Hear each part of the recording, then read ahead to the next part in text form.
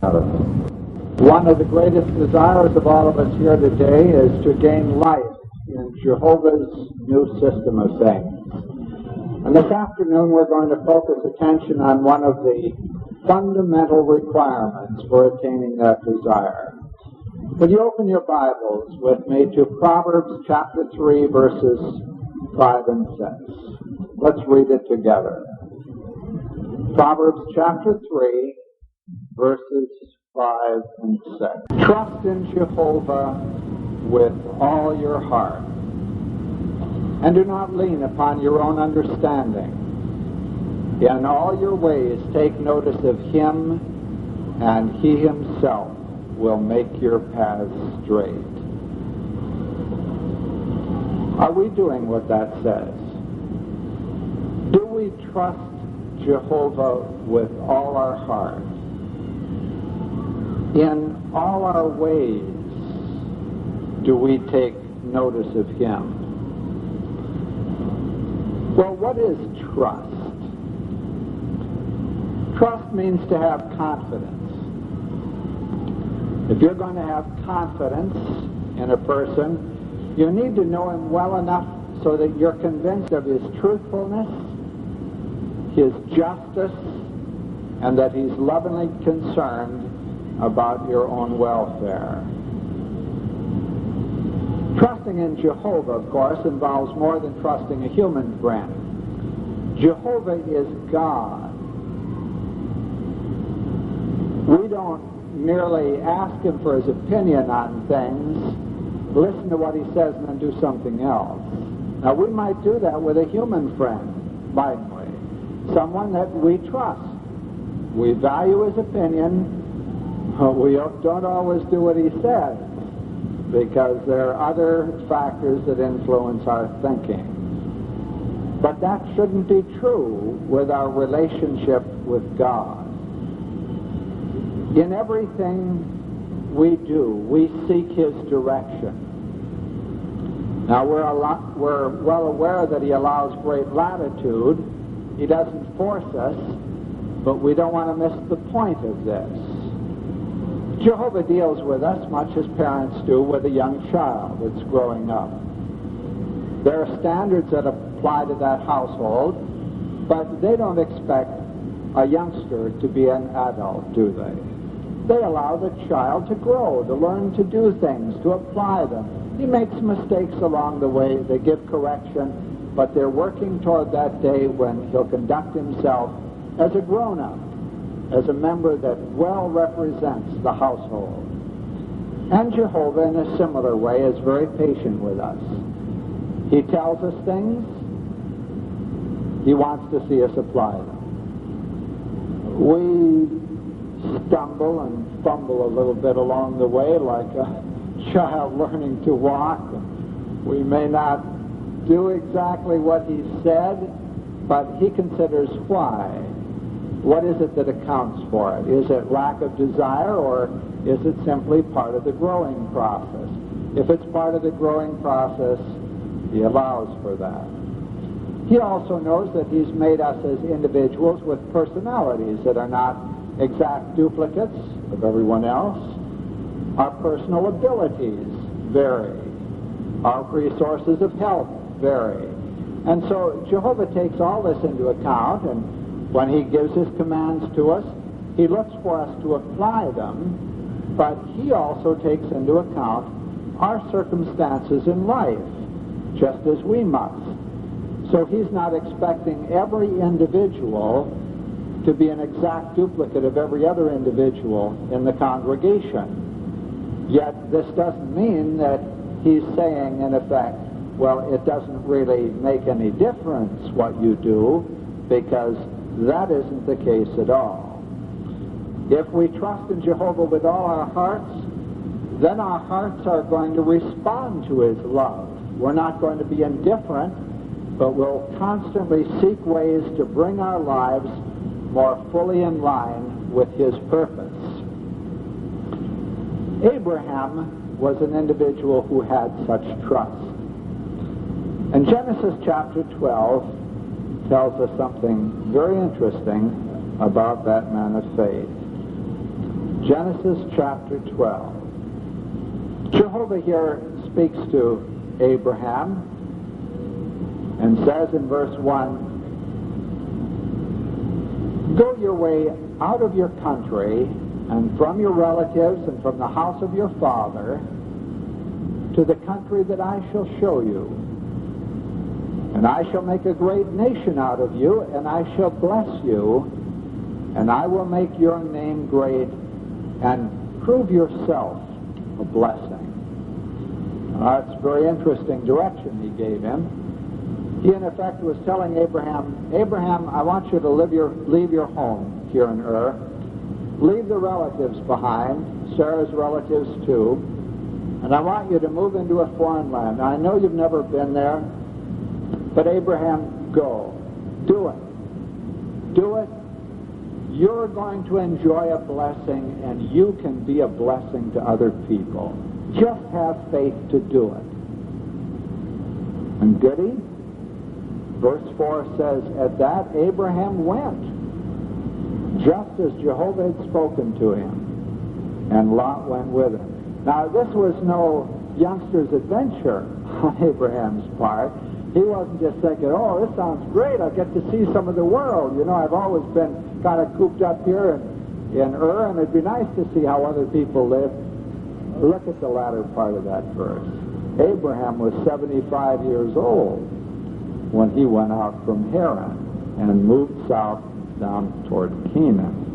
Well, about 50 years later, according to chapter 22 in Genesis, Jesus, or rather Jehovah, spoke again to Abraham, and he says, "Abraham, take please your son, your only son, whom you so love, Isaac, and make a trip to the land of Moriah, and there offer him up as a burnt offering on one of the mountains that I shall designate to you." Well, now what did Abraham do with this? Now it wasn't just a matter of Abraham moving to another land, but his only son, the apple of his eye, that one that he had waited for till he was 100 years old. Jehovah says, "Take please that one, Abraham, and offer him up as a sacrifice on the mountain that I'll show you." Well, now what was Abraham going to do? Verse 3 says, "So Abraham got up early in the morning and saddled his ass, took 2 of his attendants with him, and Isaac his son, and the split wood for the burnt offering, and he went to the place that Jehovah designated." But now, when you read something like that about Abraham, and we've read it again and again, our reaction is, well, that's fine. Abraham did what he should. A person should trust in God. But now let's put ourselves in that position. Would we have done what Abraham did? Jehovah said, "Leave your home." Now think of your home. Leave your home, your job in the community, leave behind the relatives, and I want you to go to another place where you can serve the interests of pure worship. And if you do, there's a blessing for you, and you can be a blessing to others. Now, could it be said of us, and we packed up and went and did as Jehovah directed? What if later Jehovah said, "I want you to take your child, that one that's the apple of your eye, and I want you to encourage that child to undertake full-time service and be willing to go wherever he or she is sent by Jehovah's organization." Now, I know that one means a lot to you. You love to be together, but there will be a wonderful blessing for both of you and many others if you'll do it. Now, what's our reaction when we see ourselves in the picture? Well, how does Jehovah speak to us today? He doesn't do it like he did with Abraham. There are no angels or no visions that we're having. But Jehovah speaks to us today just as really as he did back in the days of Abraham. If you were on a Bible study and that student asked you, how does Jehovah speak to us today? What would you answer? Well, you'd say, well, through his word, the Bible, right? Is that all? He speaks to us through his organization, too, doesn't he? And we recognize that. We receive direction through the watchtower, through our congregation meetings, at our conventions, through the elders in the congregation. And we've explained that to those with whom we study many times. And it's right, that's correct. That's what the Bible shows as to God's dealings with us. Well, now, if that's how Jehovah is speaking to us, when he says today, those of you who are in position to do so, move out into another territory, in your circuit or elsewhere where the need is great. Can you go to serve where the need is greater in a foreign country? Will you encourage your children to get into full-time service? Now, how do we react to those invitations, to those encouragements? Do we react as Abraham did? We get up the next morning and we do exactly as Jehovah has said. What blessings come to those who do? Well, now maybe some of us are thinking, well, that is asking quite a bit. You know, you're talking about leaving a home behind, and you know what it takes to get a home today? You're talking about leaving your job and going to a community where you don't have a job, and undertaking service in that area. Really, is that realistic now? Well, how realistic was it back in Abraham's day? It's about the same as it is today.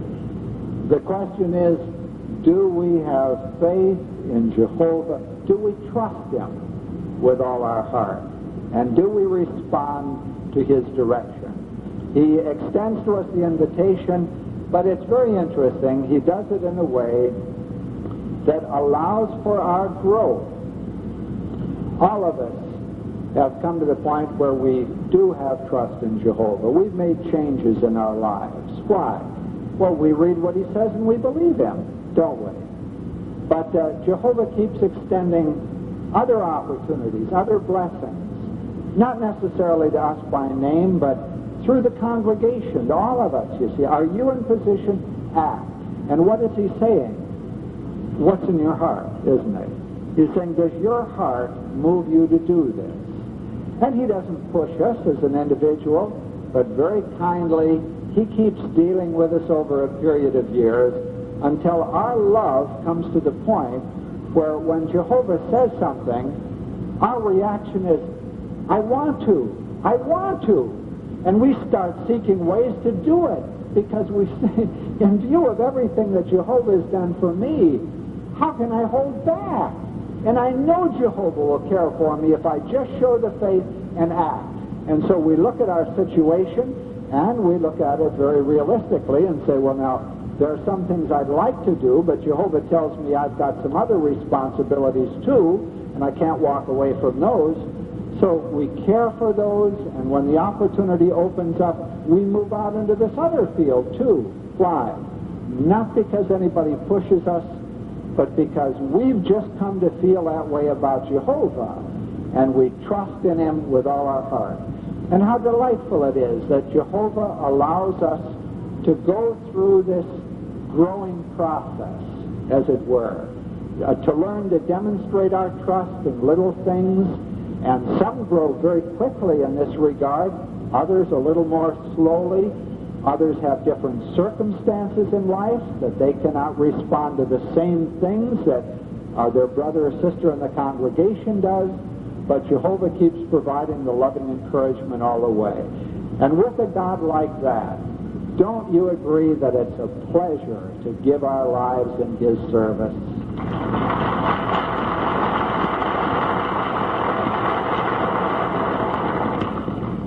A person comes to have such complete trust in Jehovah, according to Psalm 9, verse 10, when he comes to know God's name. Because that psalm says, those knowing your name will trust in you. Well, that's what we were talking about this morning, wasn't it? And of course, that getting to know the name means getting to know the person represented by the name. And as we come to know him, our trust becomes strong. Psalm 91, verses 1 and 2, says this in regard to this matter. Anyone dwelling in the secret place of the Most High will procure himself lodging under the very shadow of the Almighty One. Now, dwelling in the secret place of the Most High, what does that mean? Well, the Most High indicates Jehovah as the sovereign, universal sovereign. And one dwelling in the secret place of the Most High has acknowledged Jehovah as universal sovereign. Now, that's something the world can't see, they can't understand, but when a person acknowledges that, it's just as if he enjoys a hiding place under the protection of God himself. That's what it's saying. Well, why? Because we've learned to do what God says. And when we do what God says, we're always on the right track. And he's going to look after us in a way that the world just can't understand. So those who do this procure lodging under the very shadow of the Almighty One. I'll say to Jehovah, you are my refuge and my stronghold, my God in whom I will trust. You see, there it is again. Taking the right stand on the issue of sovereignty, recognizing that our God has every right to give direction in our lives, to show what we should do, and recognizing also that if we're going to appreciate Jehovah's sovereignty, we can't wait for him to give us personal orders, because he very seldom does something like that. Rather, he deals with us in a way that the devil says won't work. And what's that? He appeals to us on the basis of love. And because of his love for us, demonstrated in so many ways, he has the confidence that he indicates to be his will. And so he doesn't have to deal constantly giving orders, acting as a dictator to us, but rather very lovingly shows what his will is, and he has confidence that people who love him with all their heart and mind and soul and strength, well, they're just going to move in there and say, Jehovah, if that's what you want done, I want to have a share. What can I do? And they respond to the organization and make themselves available. One area that affords opportunity to demonstrate our trust in Jehovah is our attitude toward material things. Jehovah, interestingly, teaches us an outlook on life that enables us to make the best use of our lives. It contributes to real happiness, and it also requires that we have complete trust in him. It's a very interesting combination. Now, Jehovah does not tell us what kind of house to live in. That's up to us. Do we want a brick house, a wood house, a stucco house? We want 1 room, 3 rooms, 5. What we work out in that regard, he leaves up to us to choose. And there's no place in the Bible he says one kind of house is acceptable and the other isn't. We select it. Of course, there's also that circumstance of being able to obtain it. As to how many hours of work we do, he doesn't tell us that either, does he? That's up to us. Now, some can work fewer hours than others because they've gotten into a certain line of work that enables them to do that, and they have abilities, natural abilities, that makes that possible.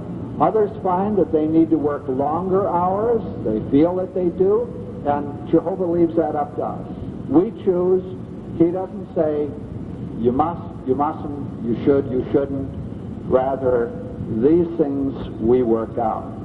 But in Matthew chapter 13, verse 22,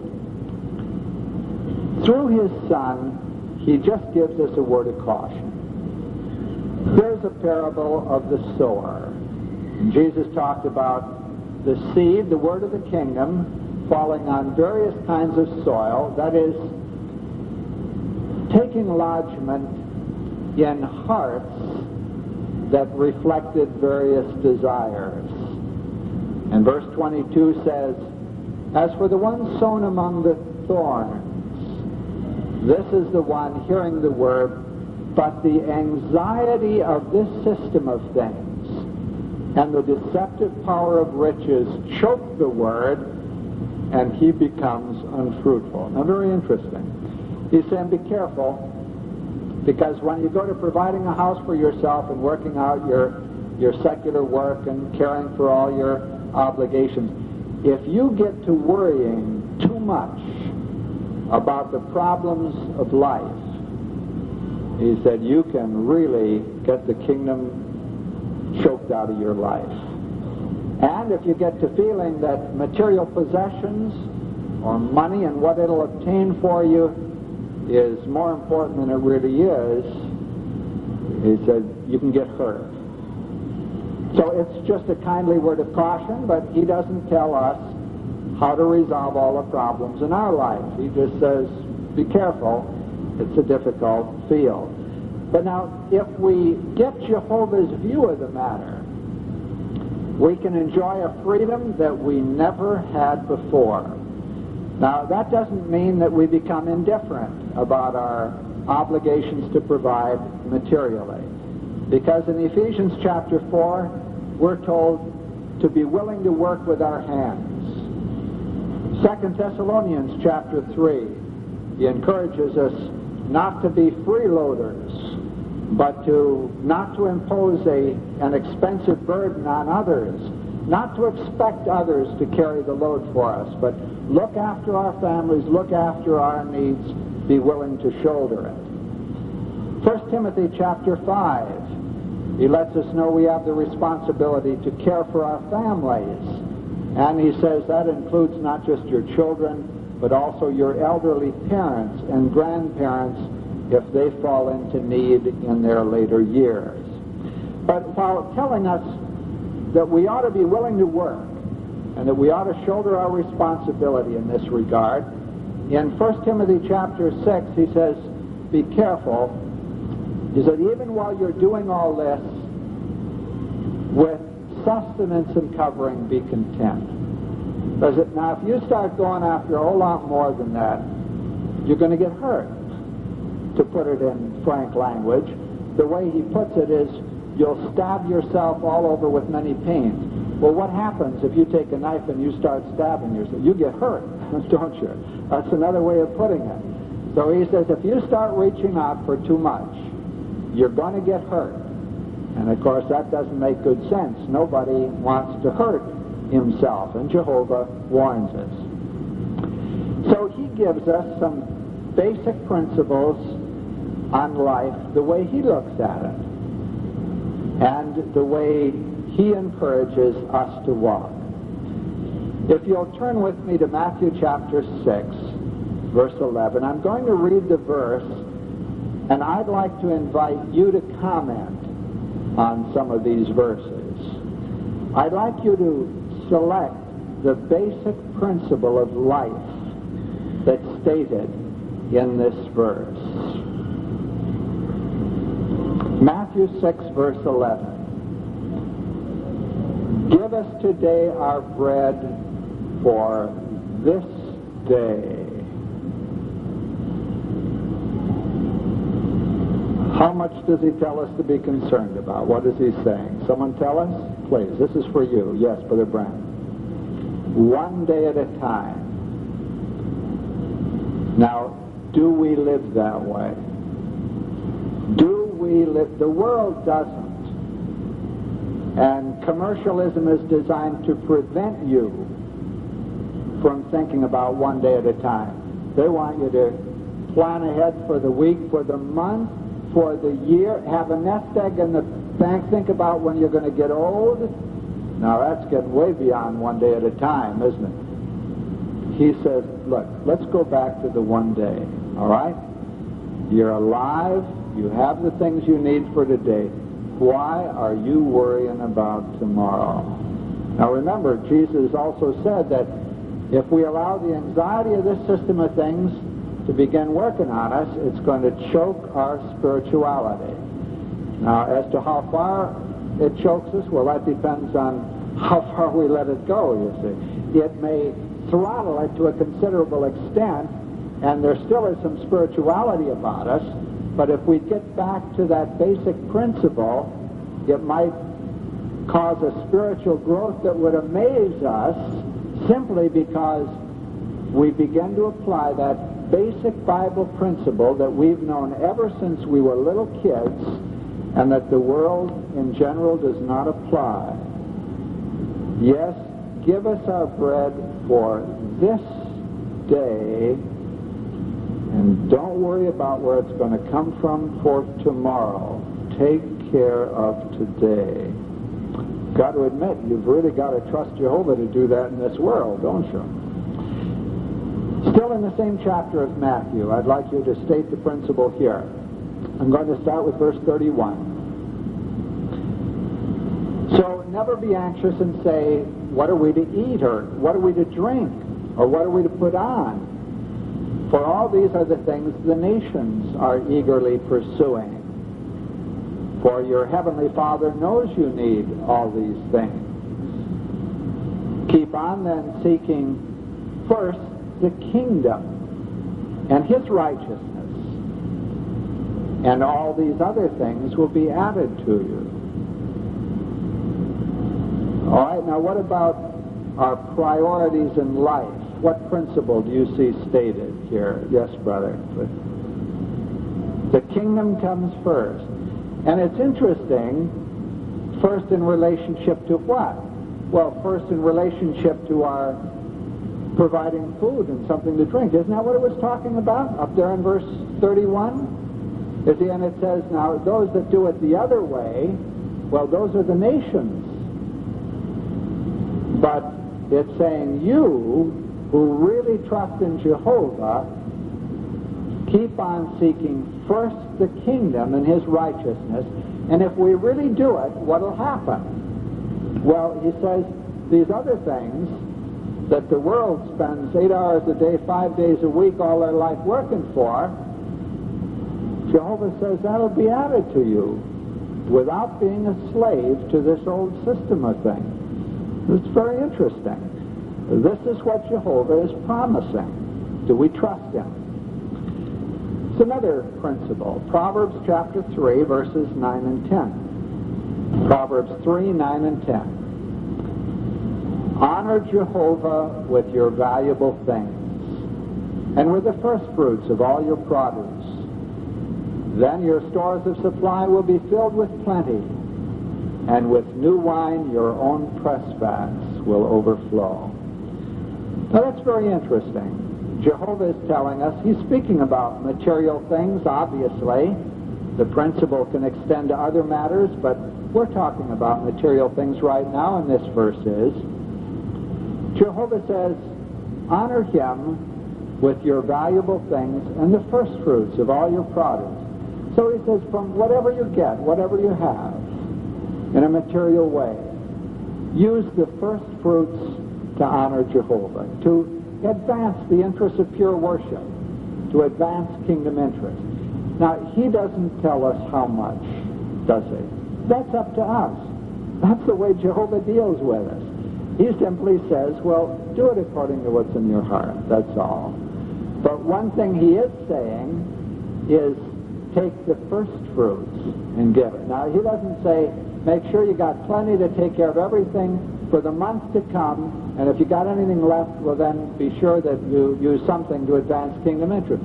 No, Jehovah is saying, if you trust me, He says, when you receive the material things that come from your activity, your work, your employment, he says, out of what your heart moves you to do, take the first fruits and you give that to advance kingdom interests. And there are many ways that we can do that. It may be in the Kingdom Hall. It may be in our Assembly Hall funds.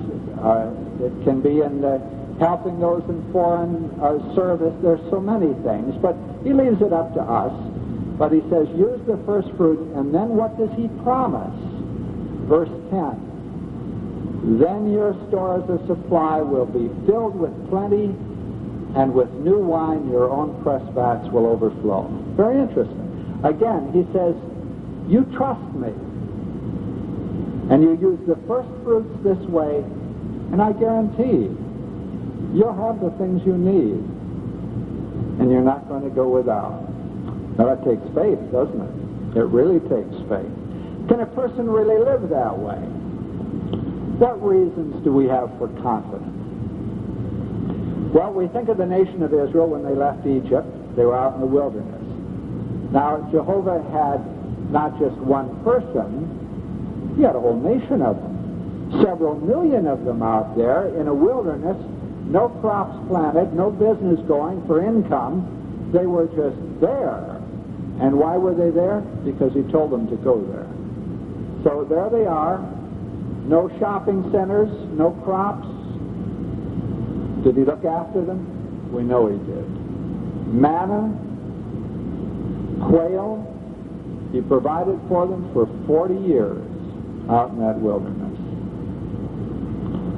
Later, when they got into the promised land, Jehovah told them 3 times a year, I want all the males to go to Jerusalem for the festival. Well, now, after a little while, you know, the surrounding nations would learn about this, and those nations had greedy eyes on that land. Jehovah says, don't worry about it. He says, I'll make sure they don't want your land while you're away. He says, you do what I say. Go down to Jerusalem, and it'll be all right. And it was. That land was never invaded while they were away to festivals in Jerusalem until the year 70 CE. And then what happened? The Roman armies moved in and cooped them up in Jerusalem, and there was a terrible slaughter. Why? Why did it happen? They never should have been down there for that festival. The reason they were there in the year 70 is they didn't trust Jehovah. Jehovah had sent his son, who fulfilled those types under the law. They had killed his son. They didn't believe in the fulfillment of the law, and so now Jehovah left them at the mercy of the nation. And look what happened. But when they trusted him, they never came to harm during that festival time. Do you remember in the days of Elijah, famine came in the land. Hard times economically for everyone, including those in full-time service. What did Jehovah say? Elijah, go over here to the Torrent Valley. I'm going to make the water flow there for you so you've got some water to drink, and I'll send you some food out there. And he sent it out by Bird Express. Delivered it, dropped it off for him. He always had something to eat while others were having problems. After a while, he said, I want you to leave here and want you to go up to the north. And in this particular locality, you're going to find a woman, and I'm going to command her to look after you and see that you have something to eat. He went up there. As he came in, he saw a widow out there gathering some sticks, and he said, may I please have a drink of water? And as she was going to get the water, he called after her, and would you bring me some bread, please? And she turned back and said, but all I have is just a little flour and a little oil, and here I was gathering these sticks to go make the last meal for my son and myself, and we'd eat it and just die because there is nothing else. And Elijah said, now don't have any fear. Go and do as I said, and make some for me first. You see, the first fruits, again, that principle. Make some for me first, And according to the commandment of Jehovah, your jar of flour and your jar of oil will never be empty all the days of the famine in the land. And that's what happened. Now, that's what Jehovah does. And he's put these accounts in the Bible, one right after the other. And why is it there? So we'll believe it. So that even under difficult circumstances, we won't say, times are different today. Back there it was something else. But today, this world, times are hard. They were hard back there. Jehovah is just saying, trust me, and you'll enjoy a blessing. Well, does he do this sort of thing today? Let's get up into our day.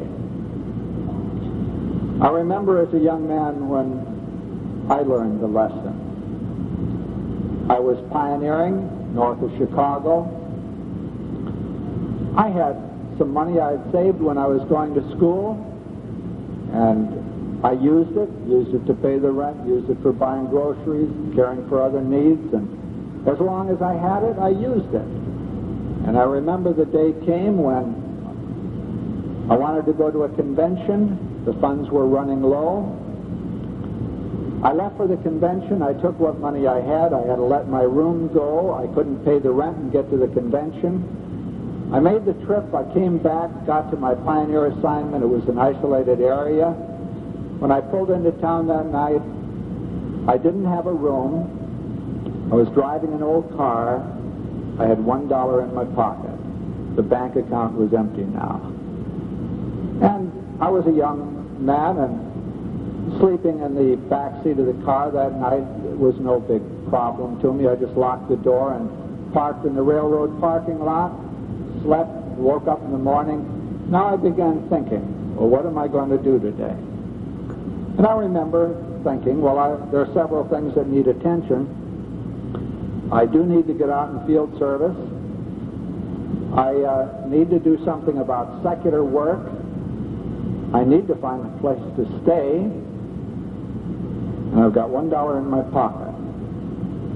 So where do I start? And that scripture in Matthew 6, verse 33 came to my mind. Now, I had learned it as a child at home, but now I was confronted with a situation where, as it were, it seemed like Jehovah was reminding me, well, that's what the scripture says. So I thought, all right, that's what Jehovah says, that's what we're going to do. So I started out in the field service that morning. I worked all morning up until noon, and I had the worst morning in field service I had ever had. Nobody wanted to talk to me. I couldn't give them any literature. And I got to noon, and I was a little bit discouraged. I was getting hungry now, and so I took that $1 and I put 50 cents worth of gas in the gas tank. I could still get some gas for that amount back then. And the other 50 cents I spent on food, and I ate the food, and now it was all gone. So I went back out in the territory, and I worked all afternoon. I started about 1 o'clock. Again, the afternoon, all afternoon. It was just like the morning. Nobody. They wouldn't even smile. It was one of those days where nobody would respond, no matter what kind of approach I tried. The calls I had to make, they didn't seem to be home. And finally, at 5 o'clock, a woman invited me in. Sat down in the living room, talked to her a few minutes.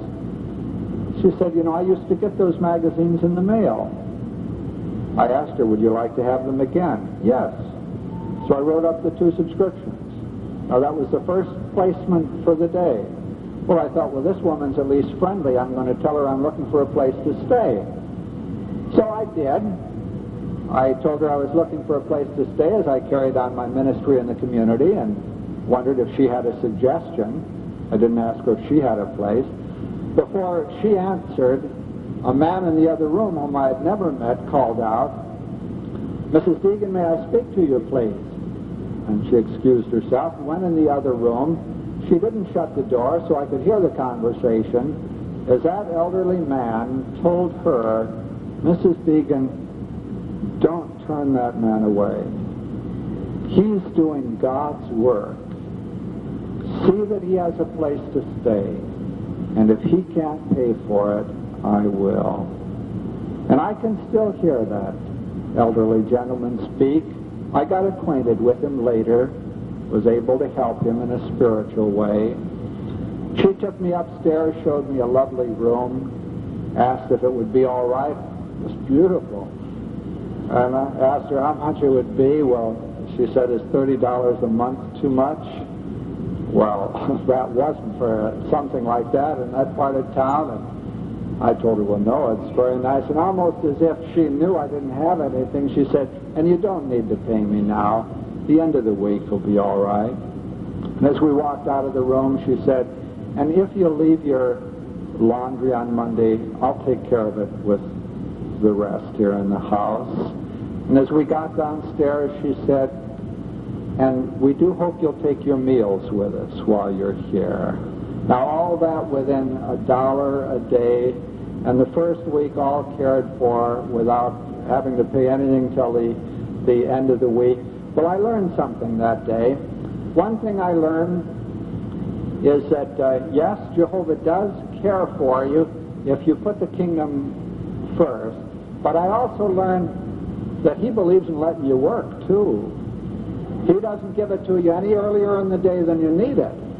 And I didn't need a place to sleep until it got around toward evening, and I really hadn't run out of money, and I didn't need a meal until this time. I could have taken care of everything beautifully up to this point, but when I got to the point when I really needed it, and having genuinely put the kingdom first, Jehovah really did what he said. Now, that was an education for me, and had quite an effect on my future viewpoint toward life and Jehovah's service. But over the years, I've heard other experiences that have greatly impressed me as to what Jehovah has done, the circumstances under which he's done it. 83, 84, and 86 years of age, Catholic, came in touch with Jehovah's Witnesses. They were living dependent on the Catholic Church. The housing was given them by the church. The food was distributed by the church. They had nothing. They started to study the Bible with Jehovah's Witnesses. It sounded wonderful. They learned just a little bit. They were so hungry they started to read ahead. And they just lapped it up, eager to learn these things, even though in the later years of life they thought, this is what we've been looking for. Well, it wasn't long before they learned what Babylon the Great is. The next day, the priest came around distributing the food. When he got to the door, they met him. They said, we have learned who you are. And in no uncertain terms, they told him that he was part of Babylon the Great, and God told his people to get out of her. And he looked at them as if they must be crazy and said, do you know where you live? Do you know whose house this is? Do you know where your food comes from? Who do you think is going to care for you? Do you think God is just going to give you the food you need? And they looked him square in the eye and said, maybe your God wouldn't, but Jehovah will. And with that, they shut the door. That week, some mail arrived. They didn't expect it. 3 letters, one for each, from the Spanish government. Each letter explaining, we've been endeavoring to get in contact with you for a considerable period of time. Your husband is a veteran of military service under the Spanish government. As a widow, you're entitled to a pension. The first check is enclosed. There's a considerable sum that is now owing to you, and the rest will be sent if you acknowledge receipt of this check. Each one of the 3 received it. Who do you think provided that? Jehovah did. Isn't that true?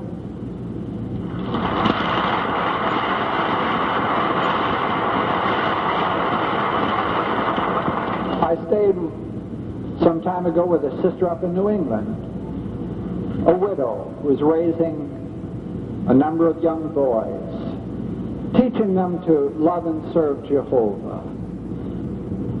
Her husband had left her over the truth, but this sister was trying to do what would please God. She had to work hard to feed her boys. One day at work, her employer said, "I'm awfully sorry, work has been slow, we just don't have anything, we're going to have to lay a number of you off." And she was laid off along with others. As that sister started walking home that night, she knew what it meant. She had no bank account.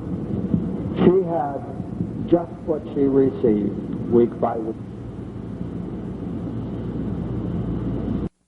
Sister simply said, "Thank you, Jehovah." She went on into the house, sat down, was having supper with the family. As they ate, someone knocked at the door. A man who was a baker in the community. Rather apologetic, he said, "I'm sorry to interrupt your supper, but," he said, "I wonder if you would be willing to help me." He said, "You know, I've worked at the bakery there for many years, but I'm getting older now, and I'm finding it very hard to get up early in the morning to light the ovens, to get them warm so that they're ready to bake when it comes time." And he said, "I'm looking for someone I could trust, someone I could give them the keys to the place, and who would go over and dependably light the ovens in the morning and just get them started, that's all, so that when I come in, everything is ready for my work." He said, "Would you be willing to do something like that?" He said, "I'll pay you well for it." And our sister, again, accepted with thanks to Jehovah. And the man then proceeded to add, seeing she was so willing and so appreciative, said, "And since you're doing this," he said, "in addition to what I pay you, I want you to know that you can take all the baked goods you need for your boys. I know you've got a growing family there, and they have appetites, I can see. Just help yourself to anything you need there in the bakery for the family." How wonderfully Jehovah cares for his people. Now, this sister was not in the full-time service. The reason she wasn't in full-time service wasn't because she didn't want to be. She was teaching her children to put kingdom interests first, and she was herself. And later on found herself free when those children grew up to be able to do more in Jehovah's service. But she simply applied the principles in the circumstance in life in which she found herself. Appreciation of these things has moved many, many of our brothers into full-time service. And it's not only in lands such as the United States, Great Britain, Canada, Japan, where this is true. In lands where the work of Jehovah's people is under ban, it's very interesting to observe how many are sharing in the pioneer service. And when it comes along to those months for special auxiliary pioneer service, when all who are able to share are encouraged to do so, do you know that there are lands where the work of Jehovah's Witnesses is banned, where 30% enroll as auxiliary pioneers, where 50%, where up to 70% of our brothers and sisters auxiliary pioneer, and yet they're working in lands where just to go out in field service you can be thrown into jail for it because the work of Jehovah's Witnesses is banned. They trust in Jehovah with all their heart. Some of those brothers and sisters who enroll as auxiliary pioneers start out their month sharing in the territory where they customarily work, and they end up the month auxiliary pioneering in jail. But one place or the other, there are people, and they talk to those people. They're using their time in doing the will of Jehovah, whom they love with all their heart. This outlook on material things, this trust in Jehovah, on the part of his servants is also making it possible to care for the needs of a rapidly growing organization. On an average, last year, according to the yearbook, there were 15,000 persons every month who dedicated their lives to Jehovah. We're talking about the world. In the world, 15,000 a month got baptized last year. That means 5 congregations of 100 publishers each every day of the service year. That's according to the last yearbook that all of us have. That was the rate of increase then, and the reports from everywhere indicate it's been going up since then. But what does it mean? It means they need kingdom halls. They need assembly halls. They need Bibles. They need literature to study. And this calls for more facilities with which to work.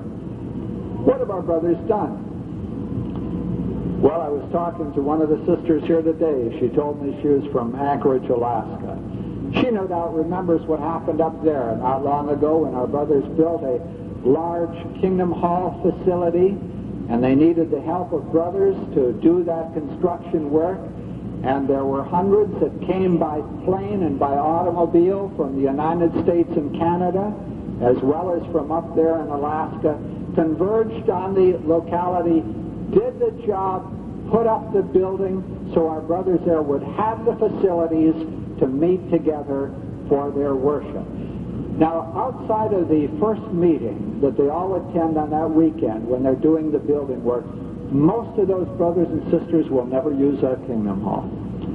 They didn't work on it because that's going to be their Kingdom Hall. They worked on it because they felt if Jehovah is blessing the work in that territory, we're interested in it. He's interested, we're interested. They need help, I can help, I'm going to help. And they went and they worked hard.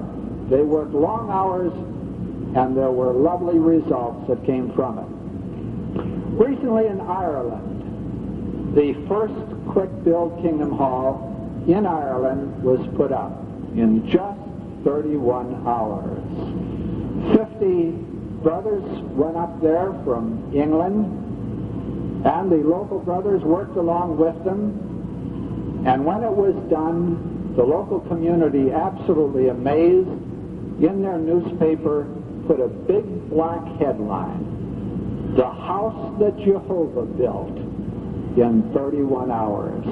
And they stated the truth of it, didn't they? Because that's why that house was built. Down in Martinique in the Caribbean, our brothers needed a new branch to care for their facilities. Again, they couldn't do it themselves.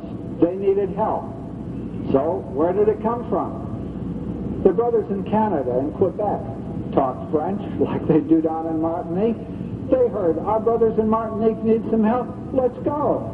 And so they flew from Canada down to Martinique, worked hard to help put up those new branch facilities. A brother in France, who's an architect, learning of the need, contributed his effort in that direction to provide what was required to build that new branch facility. Each one just giving of himself, giving of his ability, paying their own way to get there and back, and working day and night when they're there, but taking real pleasure in sharing in this way to advance kingdom interests. Out in Papua New Guinea, our brothers have needed new branch facilities. Again, they didn't have the abilities locally with which to do the job. Down in Australia, not too far away, the brothers heard of the need. 240 of them went over to Papua New Guinea to help build these new branch facilities. In Ghana, down in Africa, the brothers needed new branch facilities. 2 brothers from the Brooklyn staff were sent down to help work with the local brothers to see that they got a good job done and they had the supervision needed. There are worldly people down there who have looked at that building and said as it's nearing its completion, this is the finest building in Ghana. And it's an evidence of Jehovah's Spirit at work in the lives of his people. In Nigeria, Our brothers have had wonderful results. There are over 120,000 publishers there now. They need new branch facilities.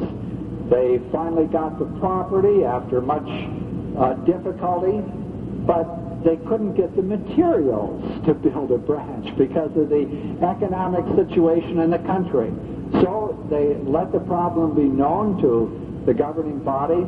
Arrangements were made here in the United States to design the building and to provide what was required. Our brothers down in Nigeria went to the government and got permission to import 6 prefabricated buildings. Now imagine it. They're importing a big office building, they're importing a factory, a huge factory, they're importing residence buildings and the other buildings that are necessary.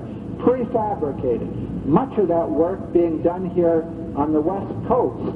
Some of it coming from Mississippi, some of it coming from up in Wisconsin. There are brothers that have gone down from England. There are others who came to Brooklyn as temporary workers to help there, who, learning of the need down in Nigeria, volunteered to go down there and work for a few months. They're all giving of themselves.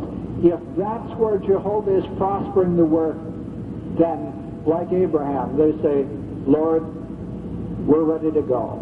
Their home, their secular work, their relatives, they're leaving behind, they're going to where Jehovah directs, and they are being a blessing. And Jehovah is certainly blessing their efforts. At Brooklyn, we're feeling the effects of this growth, and temporary workers are coming in from most of the states here in the United States to help out. And they're coming with a willingness to do anything that's needed. It's delightful to see the spirit they show. Many of these volunteer workers are finding that they have muscles that they forgot all about, and they learn about after they've been there for a few days. One of the sisters, learning that her husband planned to go, decided it would be good to help him get in shape, and so she had him paint the house before he left, just so it wouldn't all be new to him. Anyway, one way or the other, the brothers are getting down there and they're sharing in the work for a week, 2 weeks, a month. Many of them, they're staying as long as they can. Some of them come for a week. At the end of the week, they're asking, when can I come back?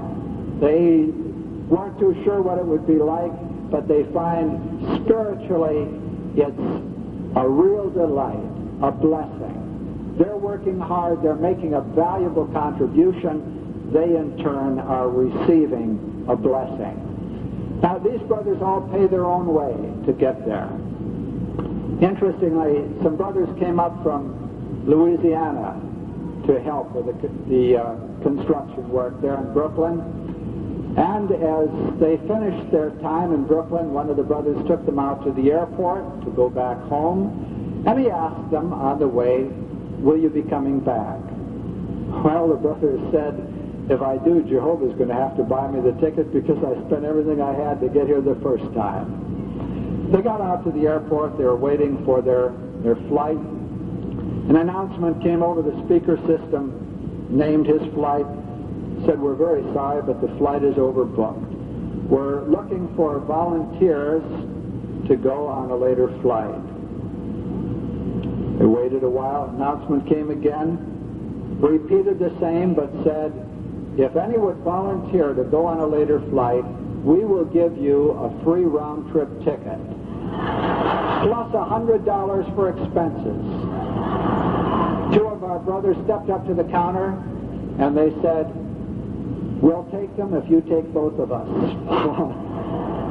Just a couple months ago, I met one of those brothers. He was back again. He knew what that ticket was for, and he knew who gave it to him. He wasn't thanking the airlines. He was thanking Jehovah for making the provision so he could share again in doing what his heart really moved him to do.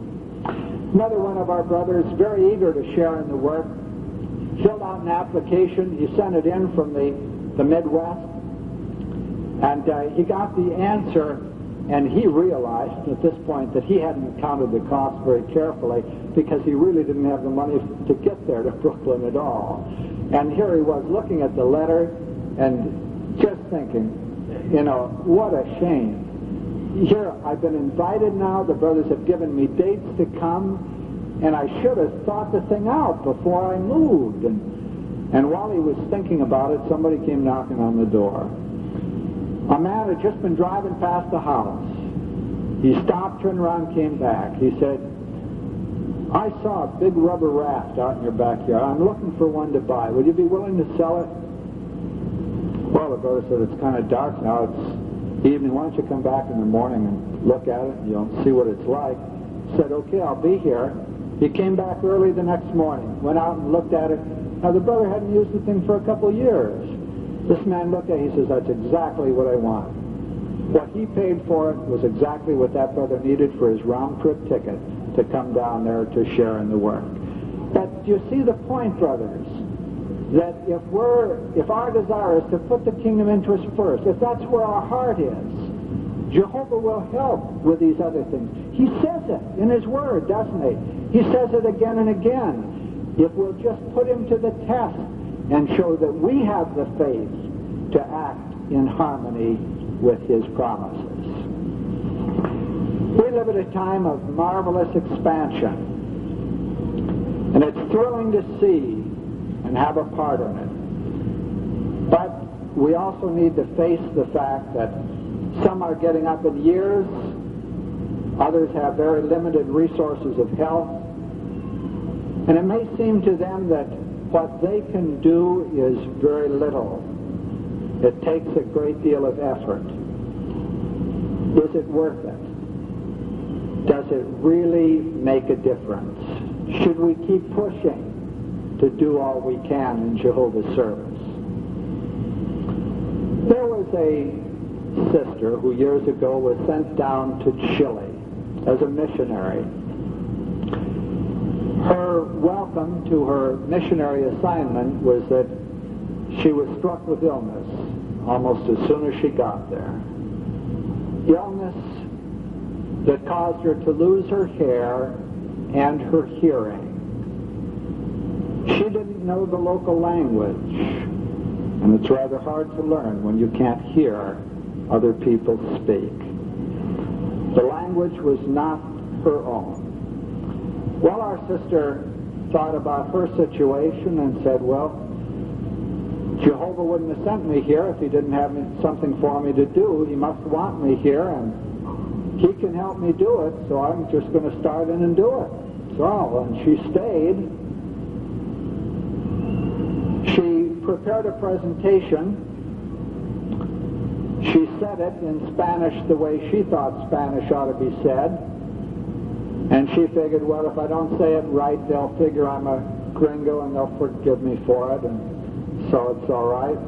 She'd go to them and talk, and when she'd see they were saying something, she didn't really know what they were saying at first, but she figured, well, now normally when I used to give this in English, if I was talking about this, people would raise this kind of objection. So maybe that's what she's saying, and proceed to answer that.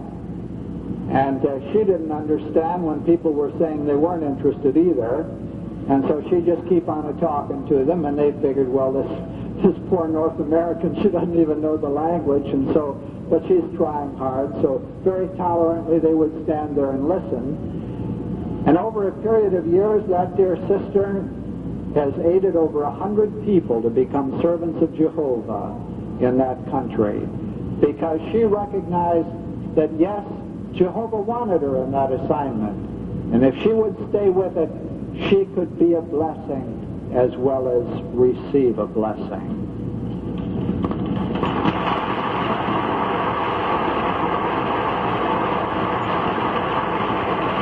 There's another sister I know, not as old, but had problems of health that made it a real struggle for her every day. It wasn't just once in a while that there was a headache, but every day doing anything was in agony, physically and otherwise. This sister was a member of the Bethel family. When this illness overtook her, she had been there for about 15 years, but she determined this is my assignment of service to Jehovah. She always went down to morning worship. Every day she showed up at work. For a while she couldn't stay very long. Then she found that she could work just a little longer each day. Gradually it's improved. Why did she keep pushing? Why go to work when you can only last for 15 minutes or a half an hour, and it's going to make you very sick for the rest of the day because of the effort you put forth? Well, she had a card on her desk. It quoted a scripture from Proverbs 27. Be wise, my son. And she had inserted, and my daughter, and make my heart rejoice, that I may make a reply to him that is taunting me. As that sister said on many occasions, I love Jehovah. I love his ways. There's nothing else I'd rather do with my life. And this was her way of saying, thank you, Jehovah.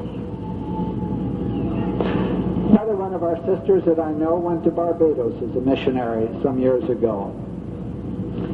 She worked hard. She was well known in the territory. Some time ago, she had a stroke. She was confined to a wheelchair.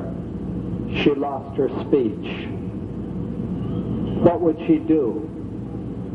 This sister felt, I'm still a missionary. When others would go out in the field service, she got in her wheelchair and made it known that she wanted to go with them. They'd take her out in the territory. She couldn't talk. She could just sit there in her chair. But she'd sit there and look at the householder and smile. It's all she could do. But those people, because of her service, knew what she believed. They could see what had happened to her, but they could also tell by her facial expression, she has something wonderful. It's giving her joy in life. And obviously it's what she believes. And this would fortify the witness of the one who was talking at the door. That was her contribution. Was it worth the effort? How do you feel? Is it worth that kind of effort in Jehovah's service? Do you feel it is?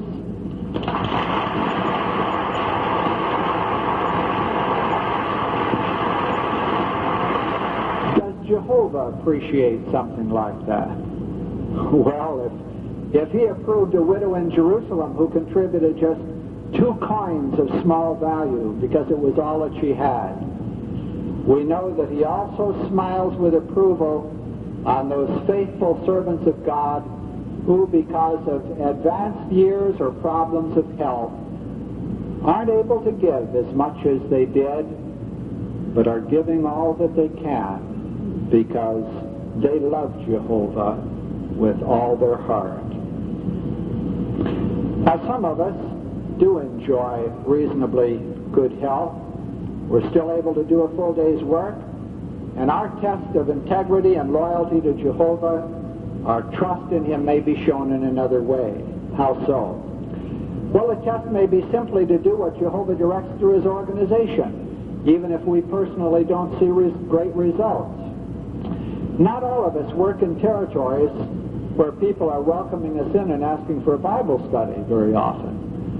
We may go out in territories where we're finding it very difficult even to place magazines on a Saturday. Do you find that's true sometimes? Where you may go quite a distance before you're able to give a Bible presentation at the door. A pioneer from Colorado told me not long ago that in their territory nearly all the Bible studies are being conducted with children of Jehovah's Witnesses. He says they can't get them with others in the territory. Well, why is he pioneering? Why put forth all the effort? because he's demonstrating his devotion to Jehovah. That's why. It offers others the opportunity, but they have to be willing to accept. Up in Scandinavia, in some places, our brothers face a similar problem. The people are not interested in God and the Bible. And yet you read the reports and the pioneer activity keeps going up. Why? Well, it isn't because of the response in the field, but it's because of the love that's growing in the hearts of the brothers that moves them out to that increased activity. Ezekiel faced a situation involving a similar test. Ezekiel chapter 33 tells about it. Over 10 years before Jerusalem was destroyed by the Babylonians, they besieged the city and sent large numbers into captivity. Daniel was among them, also Ezekiel. About 5 years later, while Ezekiel was in the district of Babylon by the river Kibar, Jehovah gave him a special assignment. And in Ezekiel 33, starting with verse 7, he said, "Now as regards you, O son of man, a watchman is what I have made you to the house of Israel. And at my mouth you must hear the word and give them warning from me. When I say to someone wicked, O wicked one, you'll positively die, but you actually do not speak out to warn the wicked one from his wicked way. He himself, as a wicked one, will die in his error, but his blood I shall ask back at your own hand." Now, who's he talking about here? He's saying you're to be a watchman to the house of Israel. When destruction comes, then if you haven't warned them, you have to answer for it. But he's talking about the destruction of Jerusalem. It wasn't this village up by the river Kibar that was going to be besieged that he was talking about. It's Jerusalem. And Ezekiel wasn't even in Jerusalem. Verse 9 continues, "But as regards you, in case you actually warn someone wicked from his way, for him to turn back from it, but he actually does not turn back from his way, he himself will die in his own error, whereas you yourself will certainly deliver your own soul." Now, how does that make sense? Why would Jehovah tell Ezekiel, "I'm making you a watchman to the house of Israel, and you give warning so that when destruction comes on Jerusalem, which is about 500 miles away, I don't hold you accountable up here by the river Kibar"? How could that be? Well, maybe Ezekiel wondered. Jehovah didn't explain it. He just told him, "You give warning." Ezekiel did it. The Bible shows he did. Communications between Babylon and Jerusalem were reasonably good back then. Now, they had no telephones, it's true. They had no automobiles. They didn't have any airplanes. But there were regular caravans that traveled the Fertile Crescent. And when people would hear news up there in Babylon, they'd hear what this prophet was talking about. They would carry that news the route and down there into Jerusalem. And when they stopped there, they'd say, "You know, this fellow Jeremiah, he's talking the same thing that we heard him talking about up there in Babylon." And it would reinforce the warning down there in Jerusalem. Thus the Israelites in both Babylon and in Judah were warned. Now, not all listened, but some did. Well, now, sometimes today as we go about our work, we may wonder, well, who are we touching really? Who's being affected? Who's being helped? Well, Jehovah, through his organization, shows us how to go about the work. And sometimes we go out for a day, a week, a month, and nothing may seem to happen. And we may say, well, really, what am I accomplishing? We're accomplishing a great deal if we listen to Jehovah and his organization. Down in Senegal, there's a vast amount of unassigned territory. Our brothers have been unable to get into it. Through the organization, encouragement was given to do witnessing at train stations and at taxi stops. And our brothers started to do that in the cities where they were located. Now, maybe it seemed, well, that's taken a lot of effort. I've got territory I could work, but the brothers did it. What happened? One man was witnessed to at one of these train stations early in the morning. He got a piece of literature. He traveled far back into the interior in an area where there were no witnesses. He read the piece of literature he had. He wrote to the branch. He asked for more. He got a stack of those brochures, Enjoy Life on Earth Forever. 25, if I recall. This man was a school teacher, and he decided that he was going to use this for religious and moral instruction to the students in school. Now, no witnesses in this area, mind you, but he takes this brochure and uses it for class instruction. It comes the school recess period, and he tells the children, now, I want you to take that brochure home. I want you all to read it during your vacation time, and I want each one of you to make a personal copy of it in Arabic. Well, now, do you see what's starting to happen out in that territory? Well, now, this man has another friend who also is a teacher, and he told him about it. That man wrote and got 40 brochures, and he's going to do the same thing in his territory, in his school, for the children there. Why did it happen? Because there was a brother who listened when Jehovah said, get up early, please, and go down and talk to those people at the train station. And the brother did it. He trusted Jehovah in the direction through his organization. The organization has encouraged us to do many things. We've been encouraged to send gift subscriptions, for example, to friends, relatives, many times. A brother did this. He sent it to his sister. She never read it. Never took the wrapper off. Threw them all in the closet. A waste? Well, she had a daughter who one day started digging through the closet and found all these magazines wrapped up. She pulled off the wrapper and started to read them. She was fascinated by what was in them. She wanted more. She wrote a letter. She got a copy of the Truth book.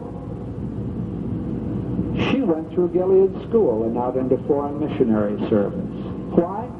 Well, because a brother listened. When Jehovah said through his organization, this is a good way to reach people, instead of thinking, my sister isn't interested, she won't read it, he just did what Jehovah said, do, and good results came. Another brother was working on construction up in Quebec. He'd been encouraged to do informal witnessing on the job. Well, one day he was working inside, other men were working outside, and they were a loudmouth bunch and cursing and swearing. It started to rain, and they started to curse and abuse their references to God.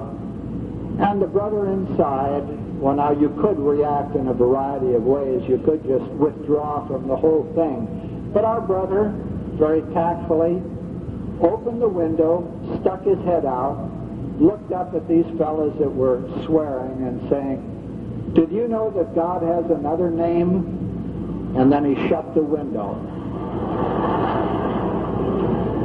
Well, that really got their curiosity up. And one thing led to the other in discussions with those fellow workers on the job who had never shown interest up to this time. 7 of them came into the truth. Why? Simply because he saw an opportunity to give just a little witness. Jehovah is bringing in an increase now that's unprecedented in the history of his visible organization. We can have a share in it if we're content to do things his way. If we just do our part, Jehovah is using us as a unified organization to accomplish his will. maybe you personally don't have a Bible study. Maybe you've been trying to get one.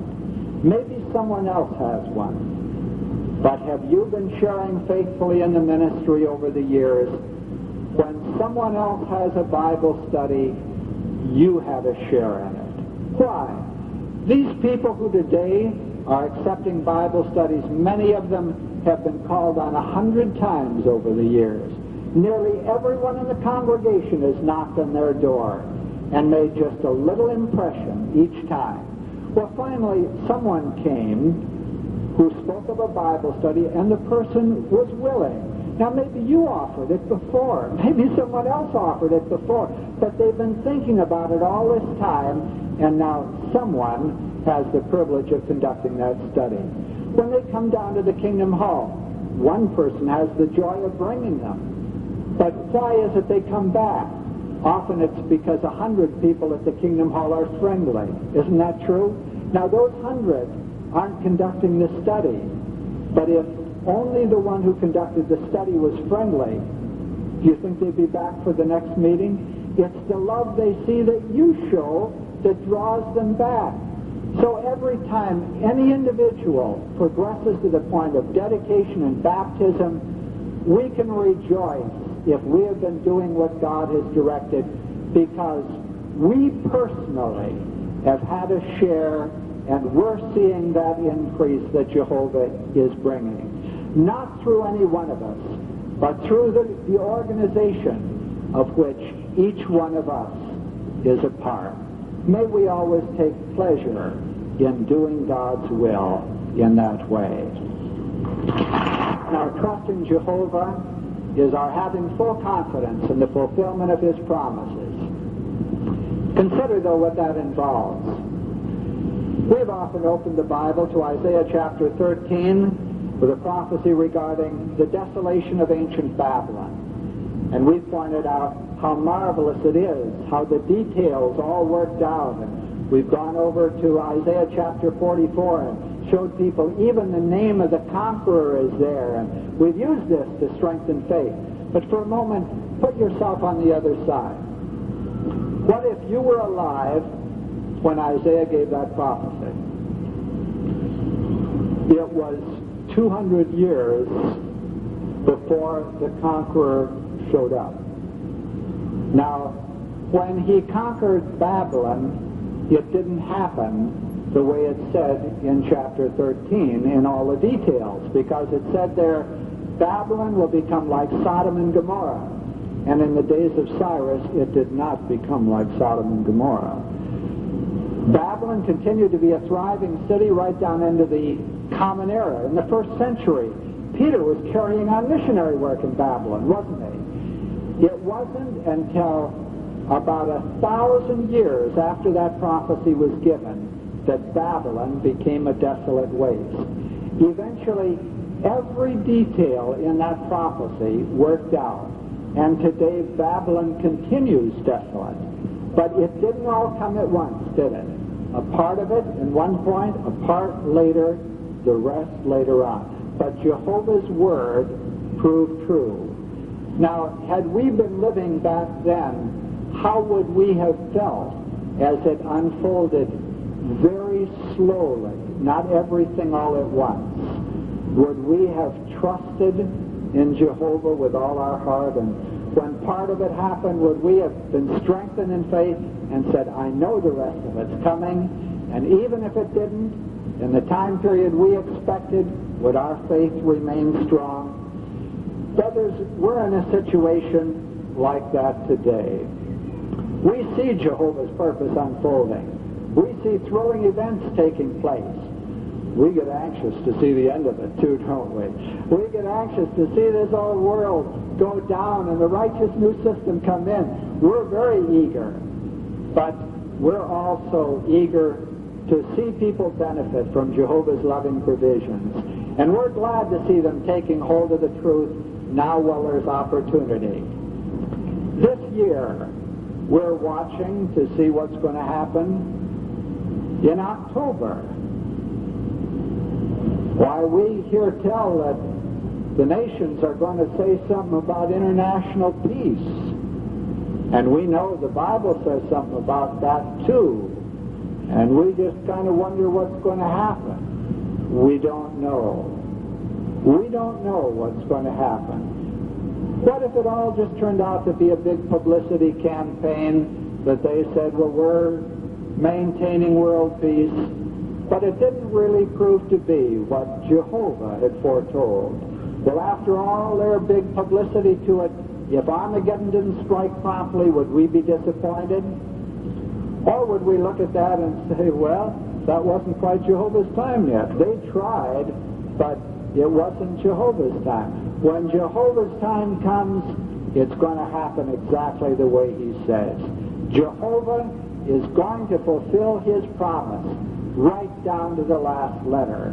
It may not happen just the way we figure it out in our mind, but if we think his way, we remember that we don't know the day or the hour, but we have confidence that Jehovah is a God of truth, and all the things he says, he will accomplish.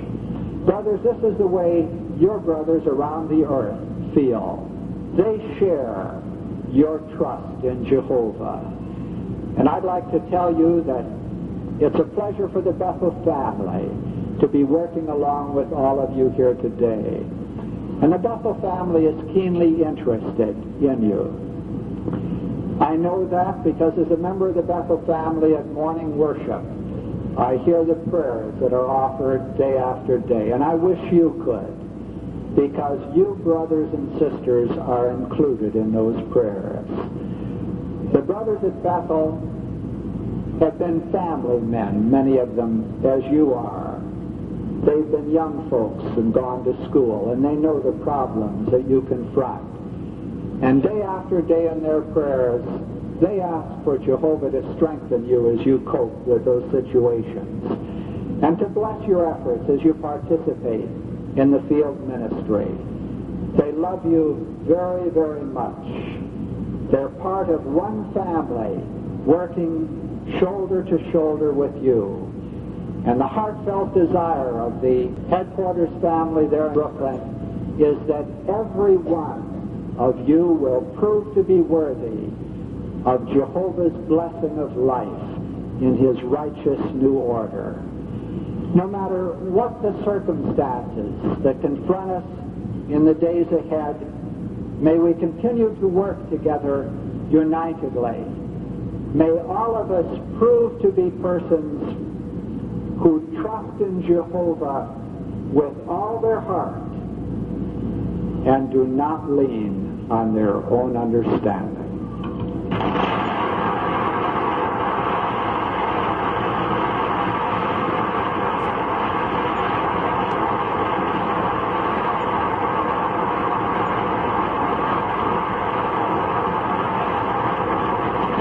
Well, I'm sure I speak for all of us in expressing appreciation to Brother Adams for helping us to better and more fully appreciate what is involved in trusting in Jehovah with all our heart. We appreciate that, and along with those very heartwarming words of encouragement that he shared with us. We were thinking, too, that all of us here would no doubt very much like Brother Adams to take our warm Christian love and greetings back to our brothers at Bethel. Would you like to do that?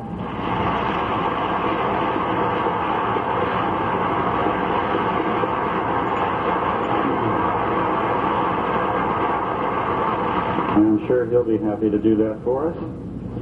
Now let's all stand and enjoy singing together song number 181, Join in the Kingdom Song, 181. And following the song, Brother Adams is going to represent us in prayer.